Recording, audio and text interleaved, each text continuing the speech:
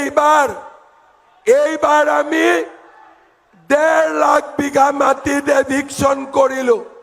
মই আপোনালোকক প্ৰতিশ্ৰুতি দিছো অহা 5 বছৰত বাংলাদেশীৰ হাতত থকা একঠা মাটিও মই উঘালি আনিম আৰু কোনো অবৈধ বাংলাদেশীক আৰু আমাৰ মাতৃভূমিৰ মাটি আমি দখল কৰিবলৈ নিদিও এইখন অসমত কোনো বাংলাদেশীয়ে আমাৰ মাটি আৰু দখল কৰিব নোৱাৰিব এয়া মোৰ প্ৰতিশ্ৰুতি বিজেপিৰ প্ৰতিশ্ৰুতি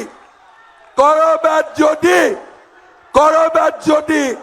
এবিঘা মাটিও দখল কৰি আছে তাকো আমি কাঢ়ি আনিম আমি কাকো অসমৰ মাটি দখল কৰিব নিদিও শ্ৰদ্ধাৰ যুৱ বন্ধুসকল সকলোৱে বুজি পাওক এই অসমত আমি আৰু বাংলাদেশীক ৰঙা পিৰা পাৰিব নিদিও এই অসমখন তেওঁলোকৰ বাবে আৰু কেতিয়াও বিচৰণ ভূমি হ'ব নোৱাৰে এটা কৈ বুলডোজাৰেদি